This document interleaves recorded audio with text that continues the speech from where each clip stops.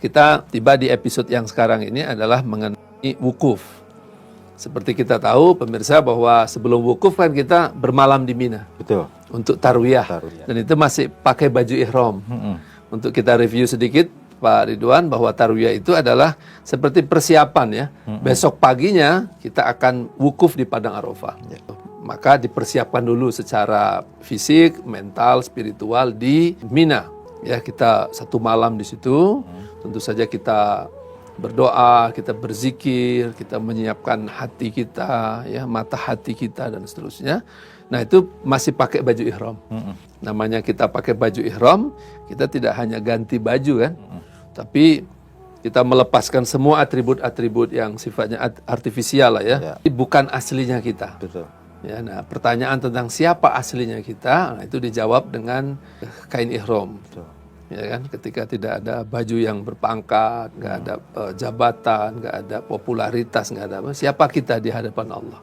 Maka kita mundur ke belakang, kita hanya memahami bahwa kita adalah hamba yang diciptakan oleh Allah, dan karena itu kita mengakui Allah Tuhan kita, dan kita mengorientasikan hidup kita hanya untuk Allah, dan kita yakini bahwa apa yang tertulis di dalam jiwa dan kehidupan kita adalah itu kehendak dari Allah. Nah, sekarang kita lanjutkan setelah bermalam di Mina, kita langsung wukuf di Padang Arafah. Nah, ini maknanya lebih dahsyat lagi, Pak. Karena ini puncak ibadah haji. Iya. Jadi Al-Hajju Arafah. Jadi haji itu adalah wukuf di Padang Arafah. Insyaallah. Oke, kita mulai dari sini, Pak Ridwan. Baik. Bahwa orang haji itu harus masuk ke Padang Arafah. Dari sisi namanya aja, itu kan Arafah ya, kita ma'rifat, kita memahami, kita mengerti, kita menyadari apa sebetulnya yang kita kerjakan di Padang Arafah. Nah, secara fisik kita di sana itu istirahat sebentar biasanya, kemudian menunggu waktu azan. Ya, begitu kita azan zuhur, maka kemudian kita mendengarkan khutbah Arafah. Setelah khutbah Arafah, kemudian kita sholat zuhur, asar ya, kemudian kita berdoa. Saat kita mendengarkan khutbah Arafah, dan kemudian kita bermuhasabah terus itu sampai sore. Situ banyak sebetulnya yang harusnya kita gali lebih dalam dari suasana wukuf itu. Wukuf itu kan kita dalam keadaan berbaju ihram. Secara fisiknya itu yang kita kerjakan, tapi secara maknawi apa? Nah, kita harus relate kejadian di Padang Arafah ini dengan sejarah yang melatar belakangi Padang Arafah ini. Kisah tentang penciptaan Nabi Adam, bertempat tinggal di surga. Kemudian Adam melakukan kesalahan. Kemudian Nabi Adam bertaubat. Dan kemudian Nabi Adam diturunkan ke muka bumi. Saya melihat ini belum banyak digali, Pak Ridwan. Betul. Dalam perjalanan haji. Biasanya ketika jamaah di Padang Arafah itu mereka hanya berdoa, ya, bertaubat atas segala kesalahannya. Tetapi konteks bahwa hubungan wukuf itu dengan kisah penciptaan Adam dan turunnya Adam ke muka bumi, itu belum banyak digali. Nabi Adam alaihissalam diciptakan oleh Allah tujuannya untuk menjadi khalifah di bumi. Jadi dengan kalimat wa idz qala rabbuka lil malaikati inni ja'ilun fil ardi khalifah. Aku akan menjadikan engkau Adam sebagai khalifah di bumi. Artinya bahwa penciptaan manusia itu bukan tanpa tujuan. Betul. Kita bukan sekedar dicipta sebagai hambanya Allah atau sebagai manusia, bukan sebatas itu, tapi juga menjadi khalifah Allah. Dengan kata khalifah itu satu yang membedakan manusia dengan manusia kebanyakan. Pada saat kita pakai kain ihram, kita sudah menyadari bahwa kita itu tidak hanya sekedar manusia, tapi hamba Allah. Nah, pernyataan bahwa kita hamba Allah itu kan ikutannya banyak sekali. Betul. Nah, sekarang ditambahin lagi. Kamu bukan hanya hamba Allah, kamu khalifah. tapi kamu khalifah Allah. Dengan kita menyatakan diri sebagai atau meyakini sebagai khalifah Allah, maka dampaknya luar biasa. Mari kita lihat apa kata malaikat, ataja'alu fiha may yufsidu fiha wa yasfikud dima wa nahnu nusabbihu bihamdika wa nuqaddisu lak. Kami bertasbih memujimu ya Allah. Mengapa engkau jadikan mereka sebagai khalifah? Bukankah nanti mereka akan menumpahkan darah dan berbuat kerusakan? Padahal kami yang banyak bertasbih memujimu. Apa sebetulnya misi di balik Adam sebagai khalifah Allah? Maka pernyataan malaikat itu bukan menegasikan, tapi mengapa kau ciptakan mereka sedangkan mereka nanti akan berbuat kerusakan dan menumpahkan darah. Jadi seolah keberatan malaikat itu manusia jadi khalifah karena dia akan berbuat kerusakan dan akan menumpahkan darah. Kemudian Allah menjawabkan, aku lebih tahu apa yang kamu tidak ketahui.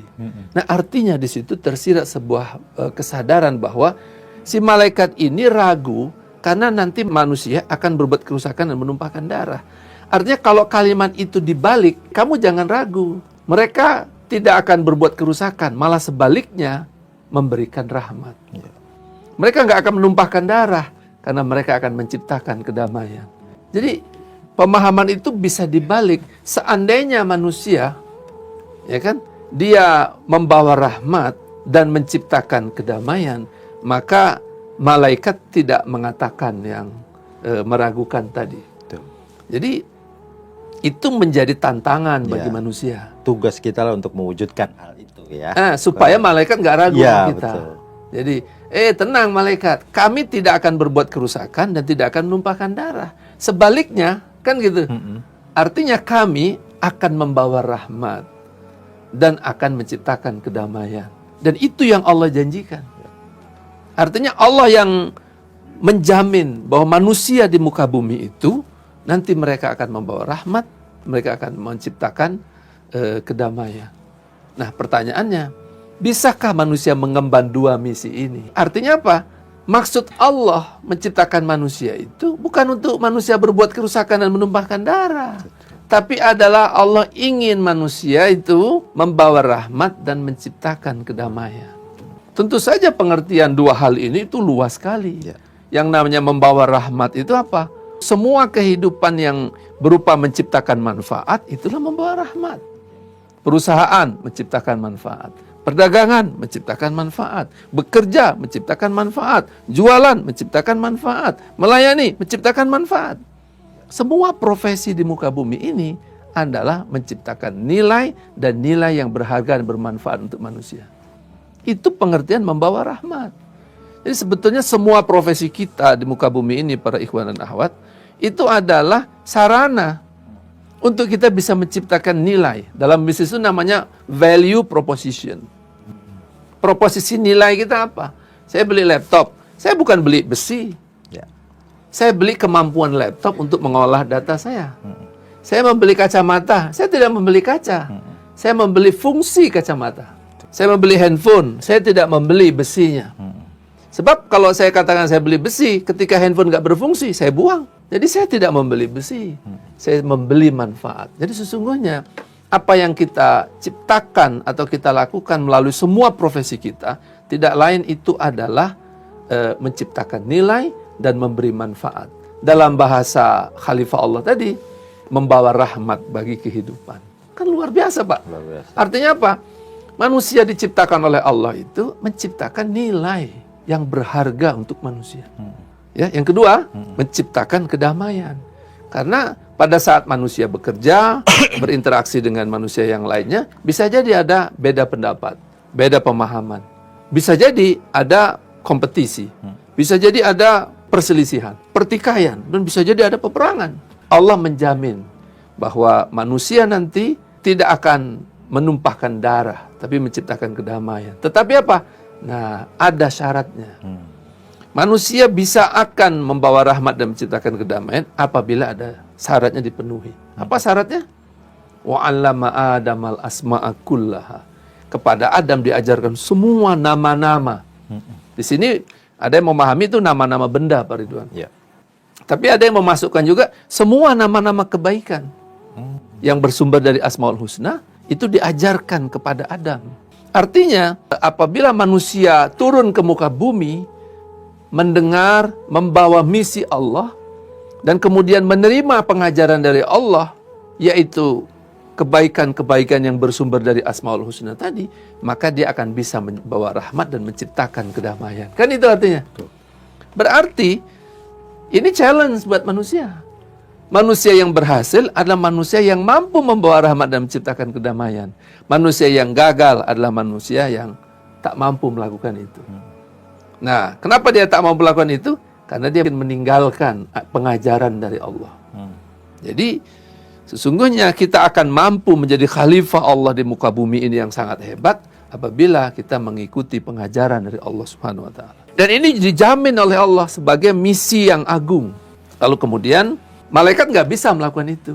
Kata Allah kan, coba kamu lakukan itu. Subhanaka la ilma lana illa ma 'allamtana innaka antal alimul hakim. Akhirnya manusia yang diberi kepercayaan itu. Kemudian Allah mengatakan apa? Kalau begitu Adam, tinggallah kamu di surga ini. Kamu nikmati semua fasilitas di surga. Nah, tentu saja Nabi Adam sangat berbahagia kan?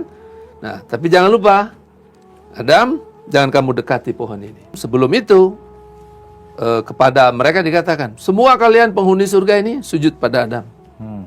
Ternyata nggak semuanya sujud. Ya kan? Ada yang nggak sujud, namanya iblis. Nah, dia mengatakan bahwa dia lebih mulia karena terbuat dari api, sedangkan Adam dari tanah. Dan dia tidak mau sujud kepada Adam. Dan kemudian iblis meminta agar diberi kesempatan untuk menggoda Adam agar Adam tergelincir dari jalannya Allah, dari pengajarannya Allah. Dan benar, atas senario Allah itu, Adam akhirnya digoda oleh iblis dan Adam akhirnya melampaui batas. Tadi kan sudah diberi batasan tuh Pak kan, bahwa kamu nikmati semua yang ada di surga ini, tapi kamu jangan dekati ini. Apa yang dilakukan oleh Adam? Melampaui batas. Jadi sebetulnya Adam itu bukan bermaksud sok-sokan, sok hebat, menantang Allah, kufur, munafik, itu enggak. Adam itu cuma kebablasan aja. Atau penasaran apa kan? Iya, jadi memang kan manusia itu karena diberi akal, sehingga atau diberi nafsu, sehingga energinya itu pengen tahu, pengen wah semua itu dirasakan sama dia. Nah, padahal jangan dia melampaui batas. Maka hilanglah semua fasilitas surga dari Adam dan akhirnya Adam diturunkan ke muka bumi. Nah ini penting Pak. Kata-kata bahwa ketika Adam melanggar perintah Allah atau melampaui batas atas apa yang Allah perintahkan itu, akhirnya apa? Allah memutus semua barokah. Allah memutus semua nikmat dan karunia. Pengertiannya apa Pak? Bahwa keberkahan hanya akan Allah berikan ketika orang patuh kepada perintah Allah dan tidak melampaui batas, tidak melanggar larangan Allah. Jadi yang Allah katakan bahwa aku akan memberikan berkah dan rezeki bagi kamu, syaratnya apa? Seperti Adam, jangan kamu dekati ini. Itu menggambarkan, jangan kamu dekati dosa, jangan kamu dekati korupsi, jangan kamu mendekati kebohongan, jangan kamu menipu, ya kan? Jangan kamu berzina, jangan kamu mabuk, jangan kamu judi, jangan kamu makan makanan yang haram, jangan kamu mengambil harta orang lain dengan jalan haram, jangan kamu berbuat dosa. Begitu dosa itu kita lakukan, pluk, maka putus semua barokah dari Allah. Kalau orang yang mengatakan diri sudah beriman pada Allah tapi dia berbuat dosa, maka putus barokah. Jadi ibarat ada air pancur Pak, ya kan, air pancur. Nah harusnya kan air pancur turun sampai ke kita Pak, tapi karena kita berbuat dosa ditutup, nggak nyampe ke kita barokah itu. Tapi banyak tuh yang berbuat dosa kok nyampe, itu istidraj itu. Kita di sini memahami Pak Ridwan, pelajaran berharga bahwa rezeki yang halal, keberkahan dari Allah, apa yang Allah berikan pada kita apabila kita menjauhi segala larangan Allah dan mengikuti apa yang menjadi kehendak Allah. Nah, tapi alhamdulillah akhirnya apa? Meski Adam telah berbuat salah, tapi Adam kemudian bertaubat. Adam taubat. Begitu Nabi Adam taubat, Allah Maha Pengampun. Karena taubatnya benar-benar. Ucapannya Rabbana zalamna anfusana. Jadi bukan atas kesalahan orang, dia mengatakan ya Allah aku telah menzalimi diriku sendiri. Artinya apa? Dia yang mengarahkan dirinya untuk berbuat salah, melampaui batas. Dia menzalimi dirinya sendiri. Jadi bukan Allah kejam, enggak. Jadi orang yang menzalimi dirinya sendiri, dia kena balanya. Maka jangan pernah menzalimi diri sendiri melampaui batas. Kemudian Allah menerima taubat Adam.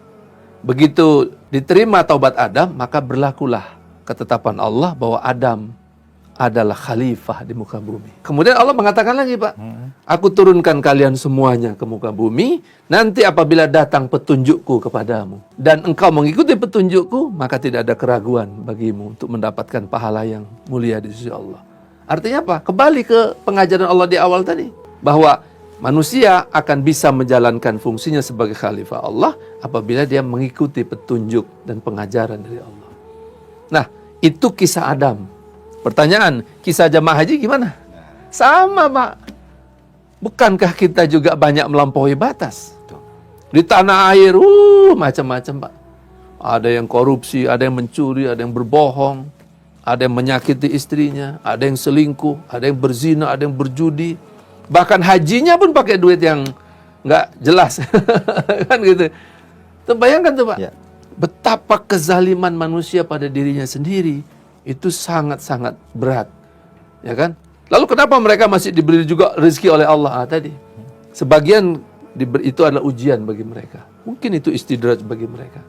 Nah, mereka diberi kesempatan haji datang ke Padang Arafah. Artinya apa? Dia harus melakukan taubat seperti taubatnya Nabi Adam alaihissalam. Dia harus menangis, menggelupur tuh di Padang Arafah. Jangan tidur aja. Saya jangan sampai tidur. Menangislah di situ meraung-raung, minta ampun sama Allah. Seperti Adam yang minta ampun pada Allah, maka jemaah haji pun harus bertaubat meminta ampun pada Allah. Harus totally minta ampun. Jangan separuh-separuh. Apa? Bayangkan semua dosanya yang dia lakukan pribadi, belum lagi pada perintah Allah, belum lagi dosanya pada anaknya, pada istrinya, pada orang tuanya, dosa pada kantornya, dosa pada masyarakat sekitar, dosa kepada bangsanya, kepada negaranya. Bertumpuk-tumpuk, Pak. Kalau itu dihitung menjadi benjolan di kepala, waduh, nggak karuan, Pak, benjol-benjol tuh mukanya. Disitulah manusia harus taubat seperti taubatnya Adam, menggelupur, dia menangis, dia menjerit di situ. Itu baru taubat yang sebenarnya. Apabila taubat itu sudah dilakukan dengan sangat-sangat sepenuh jiwa raga, ibarat kata saya itu sepenuh jantung, sepenuh paru-paru, sepenuh darah gitu, Pak.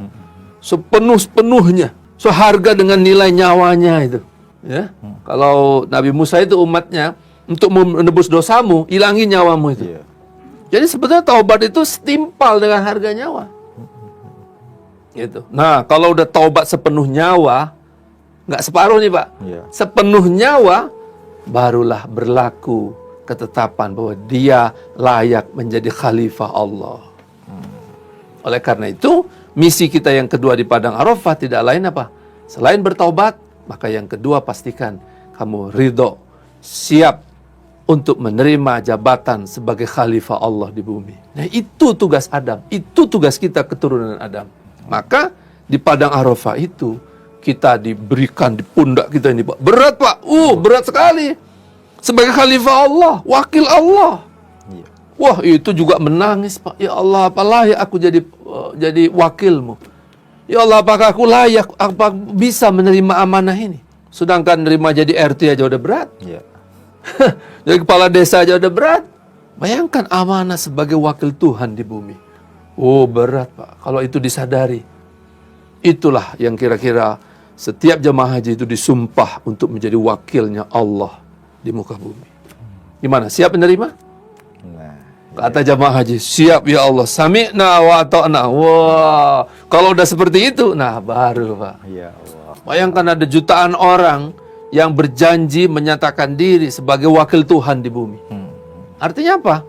Bayangkan orang yang menjadi wakilnya Allah itu, Pak. Wakilnya bos saja sudah punya kedudukan. Artinya dia akan menjalankan sebuah misi besar, yaitu misi penciptaan alam semesta oleh Allah. Apa maksud Allah menciptakan alam semesta, bumi dan semua kehidupannya? Adalah tidak lain, di dalamnya itu ada misi bagaimana memakmurkan bumi. Bagaimana menjaga keseimbangan. Nah, dalam bahasa Allah dua. Apa itu? Membawa rahmat, menciptakan kedamaian. Jadi tugas utama manusia sebagai khalifah Allah di bumi dua. Apa itu? Membawa rahmat, menciptakan kedamaian. Apa implementasinya? Nggak habis-habis dibahas tuh, Pak. Semua ilmu pengetahuan di muka bumi ini adalah implementasi, manifestasi dari dua misi utama tadi. Membawa rahmat, menciptakan kedamaian. Dan saat ini itu sudah dunia ini sepertinya hampir ya, bukan mungkin sudah jarang sekali ya, kita lihat seperti yang terjadi di Palestina. Tidak ada rahmat, tidak ada kedamaian di sana. Waduh, luar biasa itu ya.